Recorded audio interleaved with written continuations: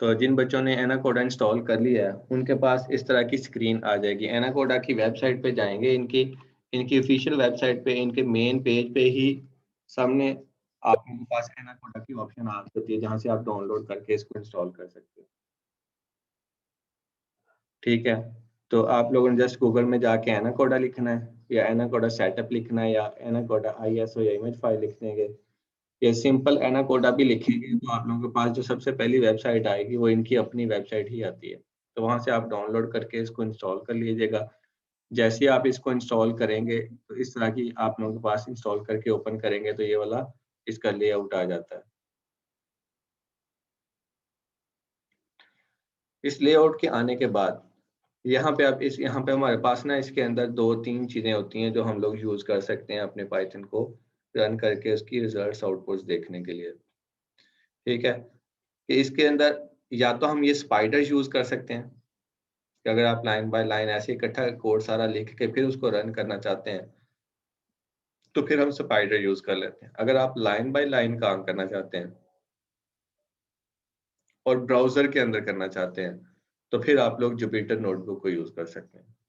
इसके अंदर ये 2 चीज़ें हैं जिसको हम लोग यूज़ कर सकते हैं अपने पाइथन के लिए। Jupyter notebook just web based है और जो स्पाइडर है वो आप लोगों की मतलब आप लोगों के लोकली यहाँ पे काम कर रही होती है। कर तो वो भी लोकली रही होती है लेकिन वो सिर्फ़ ब्राउज़र के अंदर चलती है। स्पाइडर का अपना एक पेड लेआउट है वो उसके मुताबिक चलती है। तो ये तो हो गई दोनों चीज़ें आप लोगों के पाइथन का कोड राइट करके उसको रन करने के लिए। और तीसरी चीज़ होती है यहाँ पे जो आप लोगों के रिलेटेड है वो है cmd.exe यानी कि कमांड प्रॉम्प्ट,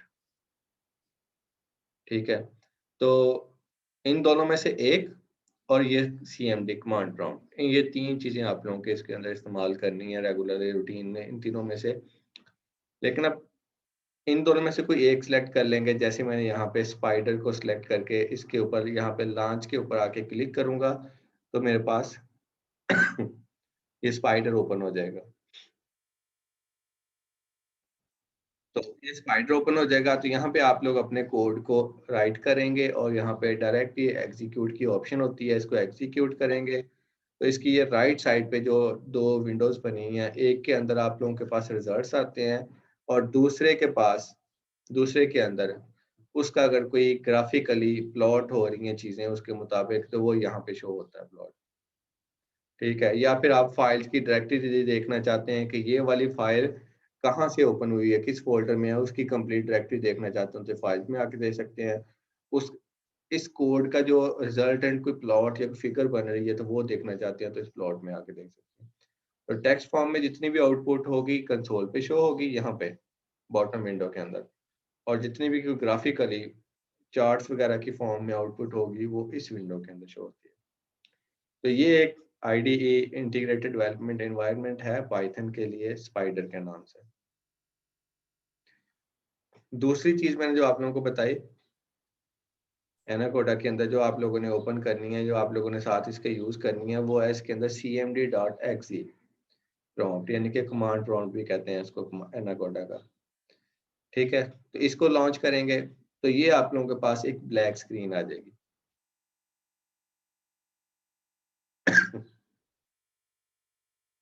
इस तरह आप लोगों के पास एक ब्लैक स्क्रीन आ जाएगी। यहाँ से आप लोगों ने अपनी तमाम की तमाम लाइब्रेरीज़ रजिस्टर्ड करनी है। मतलब आप लोग पाइथन का जब कोड लिखते हैं तो जो भी चीज़ आपने लिखनी है कोड के अंदर, जो भी आप लोगों ने उसके बिल्ट इन फंक्शन यूज़ करने हैं, हमें उनके रिलेटेड टॉप पे वो लाइब्रेरीज़ इंक्लूड करवानी पड़ती हैं, जहाँ पे जो भी चीज़ें हमने नीचे यूज़ करनी है फंक्शन वगैरह।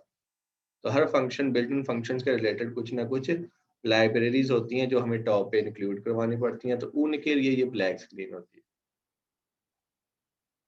तो ये इंस्टॉल करने के लिए लाइब्रेरीज़ को यहाँ पे कमांड होती है एक पिप इंस्टॉल की।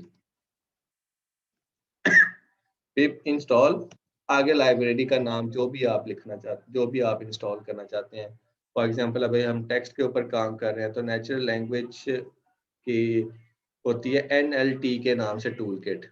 NLTK natural language tool kit. तो मैं एक लाइब्रेरी का नाम लिखा, ठीक है? पिप इंस्टॉल एनएलटीके। अभी एनएलटीके एक लाइब्रेरी का नाम है। कि जो हम लोगों ने यूज करनी है अपनी नेचुरल लैंग्वेज को प्रोसेस करने के लिए। नेचुरल लैंग्वेज यही जो हमारे पास टेक्स्ट फॉर्म में, इंग्लिश की फॉर्म में जो टेक्स्ट लिखा हुआ होता है उसकी प्रोसेसिंग के लिए। तो मैंने अब वो काम करने के लिए कोड लिखना है, तो उसके जो फंक्शंस होंगे वो इस लाइब्रेरी के अंडर आते हैं सारे के सारे। तो इसलिए हमें ये लाइब्रेरी टॉप पे इंक्लूड करवानी पड़ेगी अपने कोड के अंदर। ठीक है, अब हमारे पास हमारे कोड के अंदर ये लाइब्रेरी चूंकि इस्तेमाल होनी है, तो हमें इसको रजिस्टर्ड भी करवाना पड़ता है यहाँ पे अपने पास एनाकोडा के अंदर, क्योंकि सारी की सारी लाइब्रेरीज रजिस्टर्ड नहीं होती। कुछ जो कॉमन यूज वाली होती हैं सिर्फ वो रजिस्टर्ड होती हैं, उसके अलावा बाकी जो हमें वो करनी पड़ती हैं, जो हम यहाँ पे कमांड प्रॉम्प्ट के अंदर आके करते हैं। तो पिप इंस्टॉल एनएलटी के लिख के उसके बाद इंटर दबा देना। जैसे ही मैं एंटर दबाऊंगा, अब ये काम करते वक्त आप लोगों का इंटरनेट कनेक्शन कनेक्टेड होना चाहिए, आप लोगों का इंटरनेट चल रहा होना चाहिए, क्योंकि इसने नेट से ही डाउनलोड करके इंस्टॉल करनी होती है आप लोगों के उस एनाकोडा के अंदर। तो कह रहा है कि रिक्वायरमेंट ऑलरेडी सेटिस्फाइड, मतलब इस ये वाली लाइब्रेरी मैंने पहले से रजिस्टर्ड की हुई है, तो इसलिए उसने मजीद वो डाउनलोड करके चीज़ें इंस्टॉल नहीं की। लेकिन तरीकाकार ये वाला होता है। अब हम आ जाते हैं दोबारा स्पाइडर की तरफ। तो हमारा जो मोस्टली यूज होने वाली ये दो चीजें हैं, स्पाइडर, यहाँ पे आके हम लोगों ने कोड लिखना है, यहाँ पे कोड लिख के हम लोगों ने उसके रिजल्ट्स वगैरह लेके उसको मतलब देखना है कि उसकी आउटपुट क्या आती है। और जो CMD कमांड प्रॉम्प्ट है उसके अंदर हम लोगों ने जो हमें लाइब्रेरी चाहिए होगी वो वहां से रजिस्टर करवानी। अभी मैं पहले एक कोड लिखता हूँ जिसके अंदर लाइब्रेरी की जरूरत नहीं है, उसको मैं ऐसे ही रन करूंगा। फिर मैं कोड लिखूंगा जिसको लाइब्रेरी की जरूरत होगी, तो फिर मैं वो लाइब्रेरी टॉप पे इंक्लूड करवा के फिर उसको लिखूंगा तो वो चलेगा।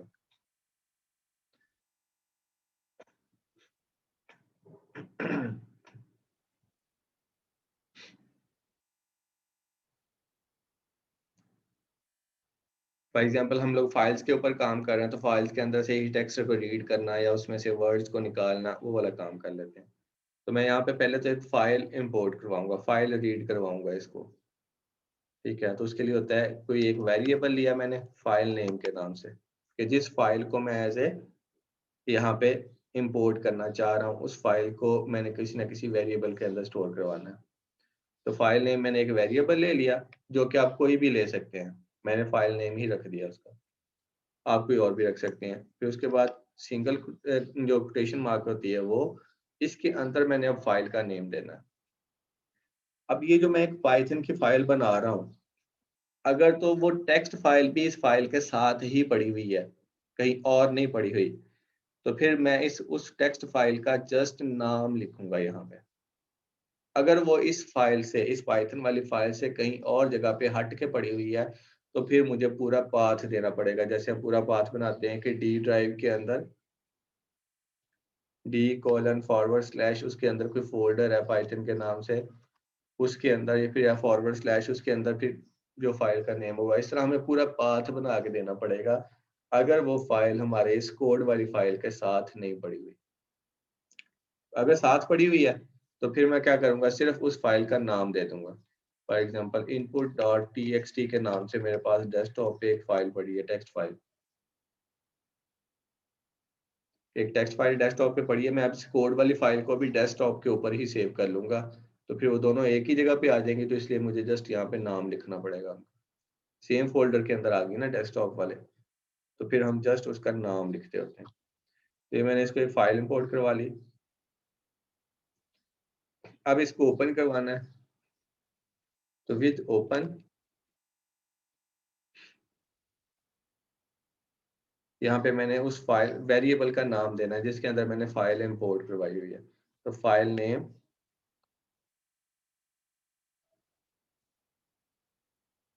S FN। अब ये जो ओपन होगी ये फाइल नेम इसके अंदर आएगी, फिर वो आगे जब इसको मैंने यूज करना होगा ना, तो ये इसको कहते होते हैं कि मैंने इसका एक्चुअल नेम की जगह पे एक और नाम छोटा सा शॉर्ट करके रख लिया, तो इसको मैं आगे इसके लिए फिर यूज करूंगा जब भी मैंने इस फाइल को रीड करना है, जो भी करना है। तो उसके लिए FN मेरे पास एज एक ऑब्जेक्ट बन गया, तो इसी को फिर मैंने आगे यूज करना है इसके ऊपर फंक्शंस अप्लाई करने के लिए। कि फंक्शंस क्या अप्लाई करने हैं, फॉर एग्जांपल मैं इसमें से डाटा रीड करना चाह रहा हूँ, ठीक है। तो रीड करने के लिए इन इज इक्वल टू fn, वही ऑब्जेक्ट जो मैंने उस फाइल के लिए बनाया, डॉट रीड लाइन का फंक्शन यूज करूंगा। ये नीचे इस तरह हमारे पास हिंट आ रहे होते हैं फंक्शंस के।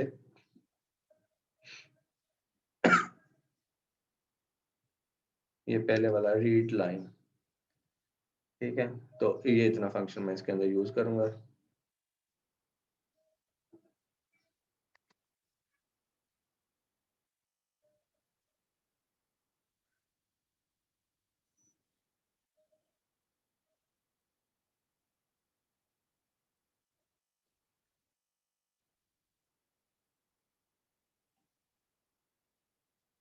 ये ln था, ठीक है।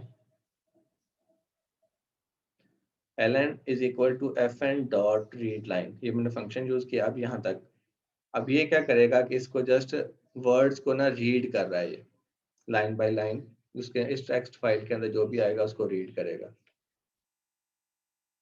इसने सिर्फ रीड करने का काम करना है। अब मैं चाहता हूँ कि जिस तरह वो लाइन बाय लाइन आ रहा है ना, उसी तरह लाइन की नंबरिंग के साथ वो शो हो जाए। पहली लाइन में क्या लिखा हुआ है, दूसरी लाइन में क्या लिखा हुआ है, तीसरी लाइन में क्या लिखा हुआ है। तो अगर मैं इस तरह इसको लाइन बाय लाइन अपने रीड करवाना चाहता हूँ, काउंटिंग करना चाहता हूँ कि कितनी लाइंस का कोड है या कितनी लाइन का टेक्स्ट है और किस लाइन के अंदर क्या लिखा हुआ है, तो उसके लिहाज से अगर मैंने बनाना है तो फिर मैं एक वेरिएबल ले लूंगा lncnt के नाम से, लेंथ काउंट के नाम से, ठीक है। ये कोई भी आप ले सकते हैं, इसका इशू नहीं है। इसको मैं इनिशियली असाइन कर दूंगा 1। उसके बाद लूप लगाऊंगा, फिर जितनी लाइंस आती जाएंगी वो काउंट होती जाएंगी उस लूप के अंदर। वाइल ln, जो ऊपर मैंने वो फाइल रीड करने के लिए लिया था, ln, कि जब तक इस ln के अंदर वो लाइन बाय लाइन आती रहेंगी तो ये प्रिंट करता रहेगा उनको हमारे पास यहाँ पे आउटपुट के अंदर। तो प्रिंट करवाने के लिए हमारे पास यहाँ पे प्रिंट का ही फंक्शन होता है जैसे सी में था, प्रिंट आगे ब्रैकेट्स। तो पहले मैं इसके अंदर लाइन नंबर शो करवाना चाह रहा हूँ, फिर उसके बाद उसका टेक्स्ट उस लाइन के अंदर जो भी आ रहा है वो शो करवाऊंगा। तो लाइन नंबर के लिए मैं बना लूंगा, यहाँ पे होता है कि अब हम लूप लगा रहे हैं तो इसके अंदर लूप के अंदर वो ऑटोमेटिकली जिस तरह लाइन चलेंगी उसी तरह उसका नंबर शो होता जाएगा। तो यहाँ पे मैं जो टेक्स्ट देना चाह रहा हूँ वो ये है कि साथ लाइन का डिजिट शो हो, उसके बाद इसके साथ कोई एक नंबर आए, फिर कॉलन आए, फिर उसके बाद मेरे पास आगे लाइन का टेक्स्ट शो होना शुरू हो जाए। डॉट, फिर उसका फॉर्मेट होता है जो हम लोगों ने बनाना होता है, फॉर्मेट INCNT, मतलब जो जो मैंने ऊपर टॉप पे वेरिएबल दिया था 1 2 3 4 5 इस तरह नंबरिंग के साथ आएगा। तो पहले पहला नंबर आ जाएगा, पहली लाइन वाला टेक्स्ट आएगा, फिर दूसरा नंबर आ जाएगा, दूसरी लाइन वाला टेक्स्ट आएगा।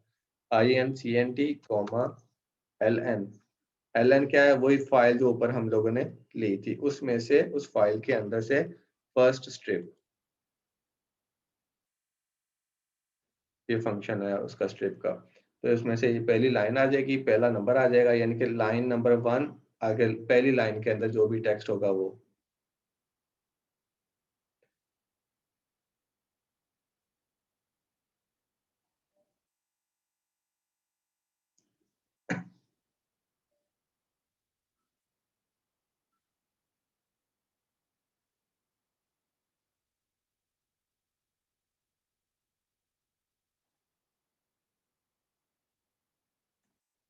जब आप लोगों की लाइन में कोई गलती होती है ना, तो फिर इस तरह इसके स्टार्ट में ये क्रॉस सिंबल आ जाता है, मतलब इसमें कोई ना कोई एरर है, तो आप लोगों ने आइडेंटिफाई करना होता है। वेरिएबल का नाम मैंने LNCT रखा था, लेकिन यहाँ पे मैंने ICNT लिख दिया, INCNT। तो यहाँ पे भी हमें मुझे LNCNT लिखना पड़ेगा, ठीक है। अब वो एरर खत्म हो गया। आगे LN वही file is equal to FN, जिसको मैंने एज उसका जो ऑब्जेक्ट ना यूज करने के लिए डॉट रीड लाइन, इसको लाइन बाय लाइन रीड करेगा। और फिर ये उसका रीडिंग वाला काम हो गया। अब मैं चूंकि लूप लगा रहा हूँ तो मैंने लूप का इंक्रीमेंट भी तो रखना है ना इसकी बॉडी के अंदर। तो LNCNT जो मैंने एक वेरिएबल लिया था, ठीक है, उसके अंदर इंक्रीमेंट हो जाए एक का हर लाइन बाद, क्योंकि पहले एक लाइन रीड हो जाएगी, फिर लाइन के अंदर एक इंक्रीमेंट हो जाएगा, फिर दोबारा लूप चलेगी, दोबारा फिर यहाँ पे 2 आ जाएगा इसमें। तो इसी तरह लाइन नंबर भी इंक्रीज होता जाएगा, उसके अंदर जो टेक्स्ट है वो भी रीड होके उसके आगे शो होता जाएगा। तो यहाँ तक हमारा ये मैंने अभी एक काम किया। मैं इसको सेव कर लेता हूँ डेस्कटॉप के ऊपर ही, क्योंकि मेरा वो दूसरा कोड भी उसी उधर ही पड़ा हुआ है। जब आप सेव करते हैं ना इस तरह, तो यहाँ पे आपने फाइल का नेम देना होता है। मैंने वही नेम रहने दिया अनटाइटल्ड 0। उसके बाद यहाँ पे इसकी टाइप बतानी होती है। मैं पाइथन का कोड लिख रहा हूँ, तो ये पाइथन फाइल, ये मैंने सेलेक्ट कर लिया। ये सेव एज वाली, सेव करने वाली फाइल वाली जो विंडो है वो नजर आ रही है ना आप लोगों को? तो मैंने इसको डेस्कटॉप पे सेव कर लिया। Yes sir. सेव करने के बाद अब मैं इसको रन करूंगा, तो यहाँ पे ये हमारे पास ग्रीन कलर का एरो आ रहा है। यहाँ पे मैं इसको क्लिक करूंगा तो ये एग्जीक्यूट हो जाएगा। तो ये आप लोग यहाँ पे देख सकते हैं कि ये इसने left bottom right bottom corner के अंदर जो बॉक्स था वहां पे इसने मुझे ये आउटपुट दे दिया कि ये इसने फाइल रन की जो कि डेस्कटॉप पे पड़ी हुई थी। उसके अंदर लाइन नंबर 1 के अंदर ये लिखा हुआ है, लाइन नंबर 2 के अंदर ये लिखा हुआ है, फिर लाइन नंबर 3 के अंदर ये लिखा हुआ है।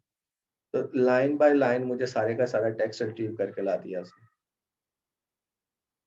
दूसरा काम हम लोग अब आ जाते हैं वर्ड बाय वर्ड। पहले हमने लाइन बाय लाइन कर लिया, अब हम वर्ड बाय वर्ड निकाल लेते हैं, ताकि उसके साथ हमारे पास हमें फ्रीक्वेंसी भी मालूम हो जाए। तो अब यहाँ पे जिस तरह कमेंट्स वगैरह करने हो या कुछ काम करना हो, तो कमेंट्स के लिए हमारे पास इस तरह ये हाइफन जो साइन होता है ना, ये यूज होता है। और नहीं, हैश, जो हैश का साइन होता है। तो यहाँ पे मैं कमेंट दे देता हूँ just word by word are frequency लिख देता हूँ, या फ्रीक्वेंसी बाय। ठीक है, अब उससे नीचे मैं ये वाला काम शुरू करने लगा हूँ। पहले मैंने लाइन बाय लाइन सारा टेक्स्ट रिट्रीव कर लिया, अब मैं इसको वर्ड बाय वर्ड कर लेता हूँ उसकी फ्रीक्वेंसीज के साथ। तो मुझे फिर वही काम करना पड़ेगा जो मैंने यहाँ से किया था विद ओपन फाइल नेम।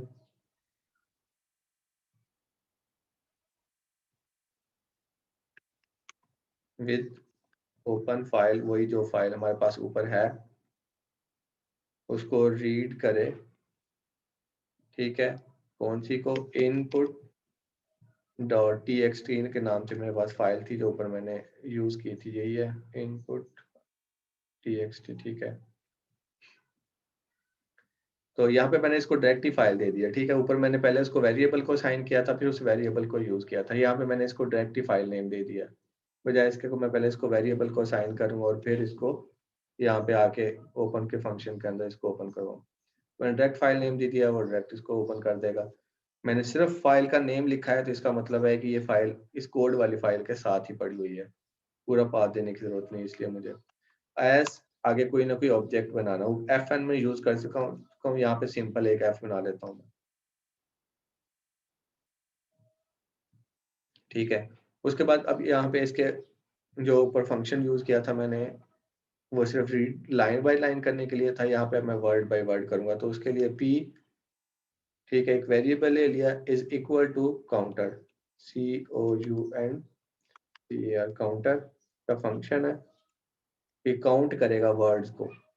ठीक है, किस में से? एफ डॉट रीड की, जो मेरे पास एफ की जो फाइल है ऊपर जो मैंने इसको इंपोर्ट करवाया है, उसके अंदर आने वाले फंक्शंस को एफ डॉट रीड, कि उसके अंदर जो आ रहे हैं उसको रीड करता जाएगा और उनको स्प्लिट करता जाएगा।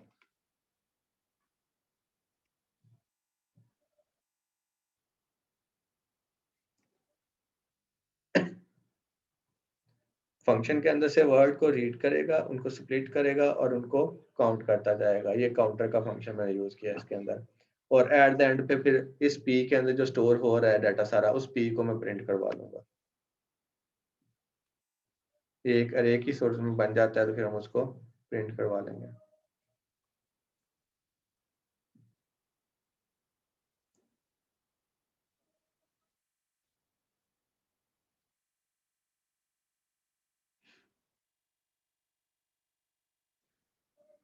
ये फंक्शन था, तो इसका फर्स्ट डिजिट कैपिटल आना है।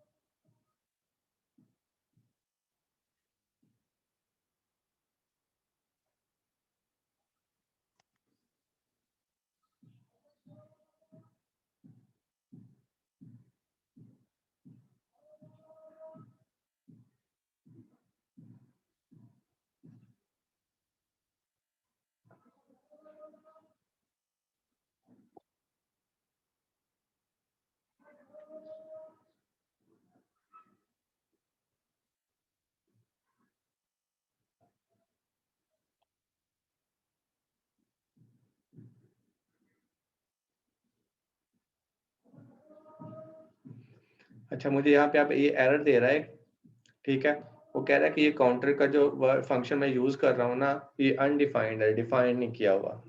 अब यहाँ से मेरा अब लाइब्रेरी वाला काम शुरू हो गया, ठीक है।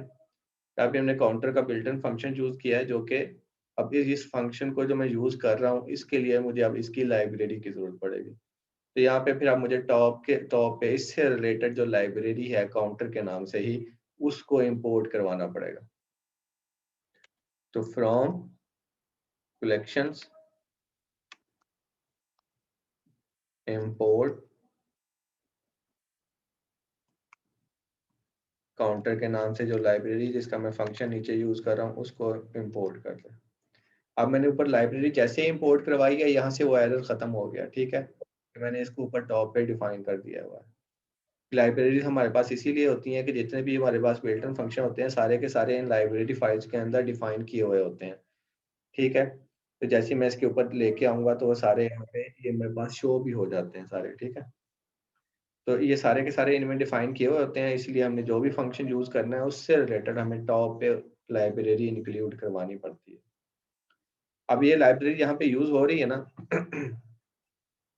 तब ये लाइब्रेरी अगर आप ऐसे ही पूरा कोड लिख के रन करके फिर देखेंगे, तो फिर भी अगर ये लाइब्रेरी आप लोगों के पास रजिस्टर्ड ना हुई, तो यहाँ पे आप लोगों के पास एरर आ जाएगा कि ये वाली लाइब्रेरी आप लोगों के पास रजिस्टर्ड नहीं है, ठीक है। तो मैं इसको अब एग्जीक्यूट करके भी देख सकता हूँ। दूसरा तरीकाकार होता है कि आप उधर ही कमांड प्रॉम्प्ट में जाएं, ठीक है, पिप इंस्टॉल, आगे उस लाइब्रेरी का नाम ये लिख के एंटर करेंगे, तो यहाँ पे आपको अगर इंस्टॉल नहीं है तो वो इंस्टॉल कर देगा, अगर इंस्टॉल्ड है तो आप लोगों को वो मैसेज दे देगा कि आप इसको, मतलब रिक्वायरमेंट्स ऑलरेडी सेटिस्फाइड हैं तो आप लोग इस्तेमाल कर सकते हैं। अब यहाँ पे नहीं थी तो इसने इसको डाउनलोड किया और यहाँ पे मुझे एक मैसेज दे दिया, सक्सेसफुली इंस्टॉल्ड काउंटर। ठीक है, अब इसको मैं मिनिमाइज कर देता हूँ, दोबारा कोड वाली फाइल में आ जाता हूँ। तो मतलब मुझे जो लाइब्रेरी चाहिए थी वो मैंने उधर जाकर रजिस्टर्ड कर ली है। अब मैं इसको रन करूंगा तो ये चल जाएगी। अब मैंने इसको रन किया तो ये साइड पे राइट कॉर्नर के अंदर आप लोगों को सारे के सारे जितने भी इसके अंदर वर्ड्स थे, सारे उसने वर्ड्स निकाल के उनको तरतीब से एक सेट में कन्वर्ट कर दिया, ठीक है। और सेट में कन्वर्ट करने के बाद उसने इसकी फ्रीक्वेंसी भी साथ साथ लिख दी है कि दा जो वर्ड है ये कितनी दफ़ा आया, फाइल का वर्ड कितनी दफ़ा आया, मूवी का वर्ड कितनी दफ़ा आया, ए का वर्ड कितनी दफ़ा आया। इस तरह वर्ड बाय वर्ड को निकाल के उनकी साथ फ्रीक्वेंसीज मेंशन करके उसने काउंट करके मुझे शो करवा दिया।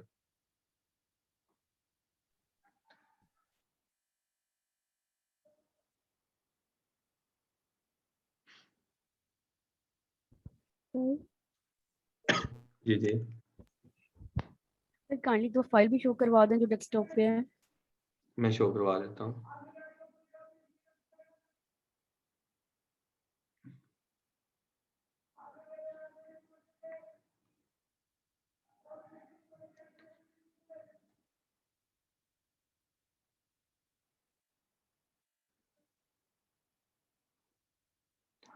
ये आप लोगों के पास स्क्रीन पे नजर आ रही होगी, ये फाइल इनपुट नोटपैड की है। ये एक फाइल बनी हुई है, इसके अंदर मैंने थोड़ा सा टेक्स्ट कॉपी किया हुआ था, यही फाइल मेरे पास डेस्कटॉप पे पड़ी हुई है। तो ये मैंने फाइल ओपन की है, वो वाली फाइल जिसके अंदर से ये सारा टेक्स्ट रीड कर रहा था।